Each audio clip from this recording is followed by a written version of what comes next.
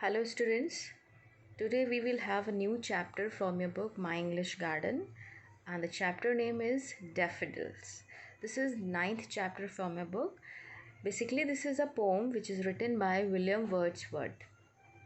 In this poem, William Wordsworth is talking about a flower which is found in mountain area, in valleys. So, before I start explaining the poem, let me just tell you how this idea came in his mind, in the poet's mind, to write down about the daffodils flowers. So, one day, what happens that he goes to he goes to a lake with his sister, and there what he sees all around them daffodils moving daffodils वो अपने इर्द गिर्द जब देखता है उस mountain area में valley में उस झील के पास लेक के पास that daffodils flowers are moving or shaking their heads in the air in the slow air in the slow wind, and suddenly he thinks of writing down some thoughts about daffodils, and he creates a beautiful poem that time. So let's see the question which is coming from this chapter for us. Have you ever seen an image that you have felt like describing in such a way that the person who hears the description can in turn visualize the scene? William Wordsworth has done just that in this poem. So now here the question is that have you ever imagined something by which you can make someone visualize your description? It means कि कभी आपने कुछ ऐसा सोचा या imagine करा या कुछ ऐसा देखा जिसको देख करके आपने जो भी डिस्क्राइब करा उस डिस्क्रिप्शन को कोई और अगर सुनता है तो उसका पूरा सीन नज़र आ जाता है. फॉर एग्ज़ाम्पल, आप if you tell somebody about an incident, road incident और एक्सीडेंट, आप किसी से रोड एक्सीडेंट के बारे में बताते हो जो आपने अपनी आँखों से देखा है, and when you start telling about the incident and the way you tell someone about that incident, कि वो जो सुनने वाला, जो ऑडियंस है, जो आपको सुन रहा है, वो इस तरीके से उस सीन को इमेजिन कर ले कि उस सीन में वो खुद को मेन विटनेस माने. मेन विटनेस का मतलब हो गया कि आप जिस तरीके से बताओ, आपका बताने का तरीका इतना स्ट्रॉन्ग और इतना इफ़ेक्टिव हो कि सुनने वाले को ऐसा लगे कि वो सीन आपने नहीं, उसने खुद अपनी आँखों से देखा हो, उसने खुद विजुअलाइज करा हो.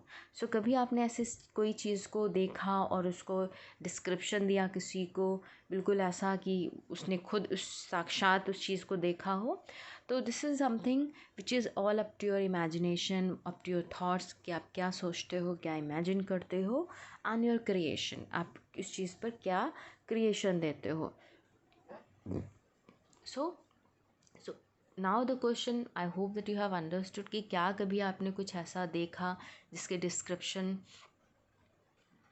से ही विजुअलाइजेशन सीन का मिल जाए पूरा. Just think and then tell. Okay, now comes to the poem. Here when you read this poem, basically you will come to know that how the poet has tried to make us visualize what he has seen himself a long back. बहुत सालों पहले जो उसने अपनी आंखों से देखा वो हमें इस तरीके से अपनी पोम के थ्रू दिखाते हैं कि हमें ऐसा लगेगा कि हमने अपने आप से उस सीन को देख लिया हो. So this is the art which is really very much important, जो बहुत ही इम्पॉर्टेंट होती है, and it makes us different from others. ये एक तरीके का वे होता है, एक तरीके की लैंग्वेज होती है जो अगर हमें आती है, जो हमारी पर्सनालिटी में एक डिफरेंट एडिशनल चीज़ें ऐड करती है, या फिर आप कह सकते हो हमें डिफरेंट बनाती है अगर हमारा वे ऑफ डिस्क्रिप्शन या वे ऑफ एक्सप्लेनेशन इस तरीके का हो कि लोग हमारी बातों को विजुलाइज कर सके और समझ सके. Now will start the pome first. I wandered lonely as a cloud that floats on high over vales and hills, when all at once I saw a crowd, a host of golden daffodils. Beside the lake, beneath the trees, fluttering and dancing in the breeze.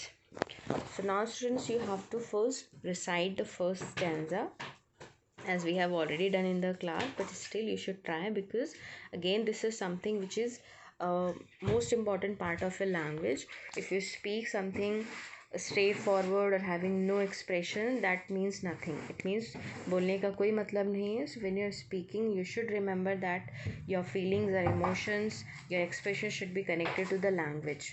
आप जो बोल रहे हो उसके साथ साथ जो आप बोल रहे हो, that should come from your heart. And that when will it come? When you really feel the scene. जब आप चीज़ों को feel करके बोलोगे, scene को feel करके बोलोगे, then only this thing can be possible. So I want you all to speak or to recite this poem, at least first stanza, so that I can tell you where you need to work upon. So repeat after me.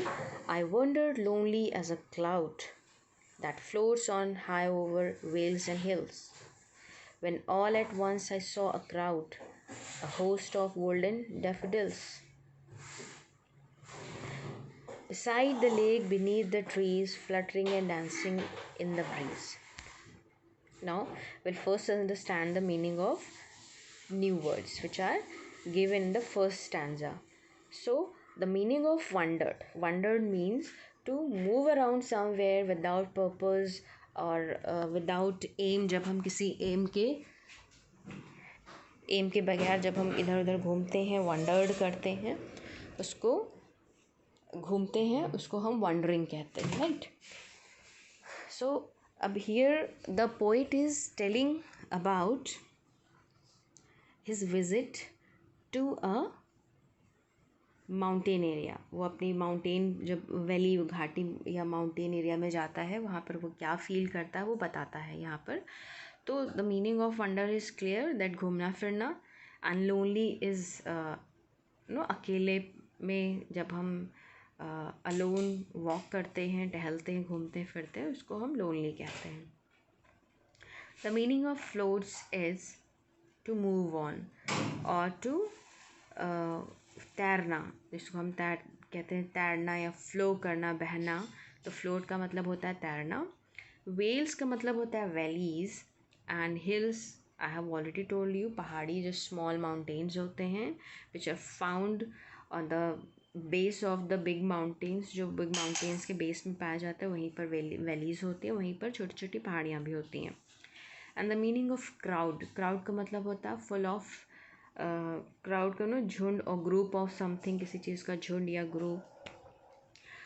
Host. Host is a person who conducts और who entertains someone. किसी को entertain करता है उसको host कहते हैं.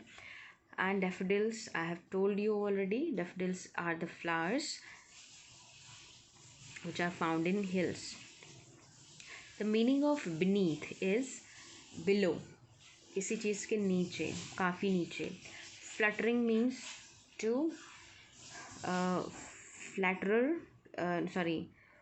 to flatter, किसी चीज़ को फ्लैटर कर. फ्लटरिंग मीन्स होता है फड़फड़ाना, और टू शेक समथिंग, किसी चीज़ को हिलाना. And breeze means slow wind, बहुत ही माइल्ड विंड, बहुत ही स्लो धीमी जो हवा होती है उसको ब्रीज कहते हैं. हल्की फुल्की जो जिस हवा में अच्छा लगता है, we have soothing smell and we feel like walking in breeze. हमें हल्की फुल्की जो हवा होती है उसमें, even it happens in the morning most of the time. जो मॉर्निंग का जो माहौल होता है उसमें ब्रीजिंग होती है, बहुत हल्की हल्की हवा चलती है, एंड वो बहुत ही हमें फ्रेश करती है. Now will understand the complete paragraph.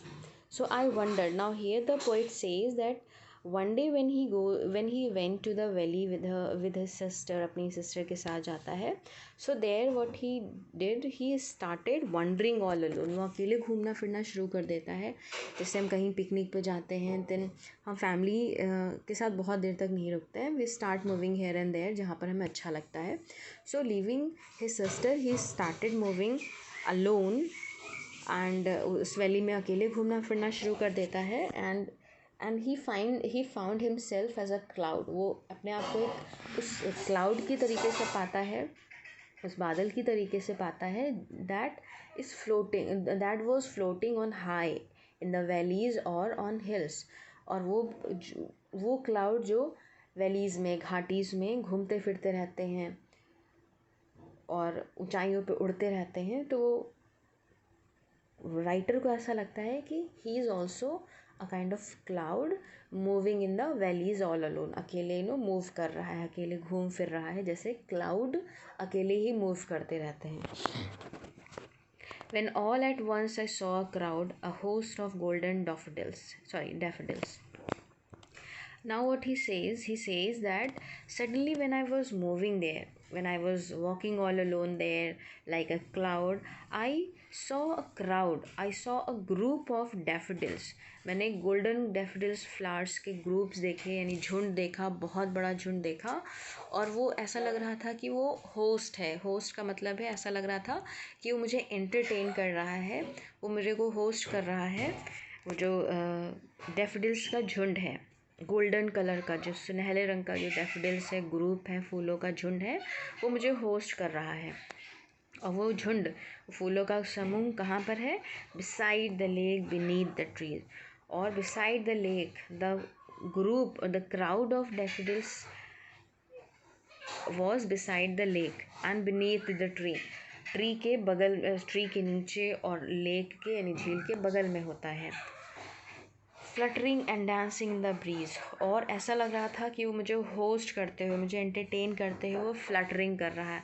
It was shaking the group of daffodils was shaking और fluttering in the air and dancing in the breeze. वो शेक कर रहे थे, स्वे कर रहे थे, हिल डुल रहे थे. ऐसा लग रहा था कि वो डांस कर रहे हैं और मुझे एंटरटेन कर रहे हैं.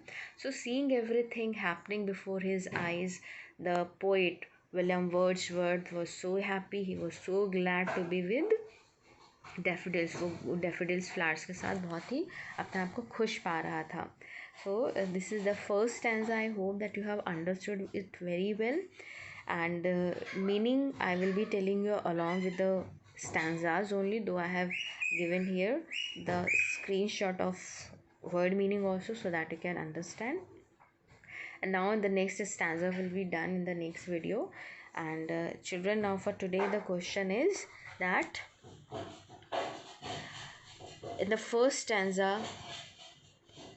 what does the poet talk about? In the first stanza poet किसके बारे में बात करता है, and where is he right now? वो अपने आप को कहाँ पाता है, वो कहाँ की बात कर रहा है, किस जगह की बात कर रहा है. what is the location of the scene, what is the scene all about? इस सीन में क्या क्या दिख रहा है आपको, और पोइट कहाँ पर गया हुआ है, या फिर पोइट किसके बारे में बात कर रहा है. these 3 questions you have to answer. Okay children, thank you, take care.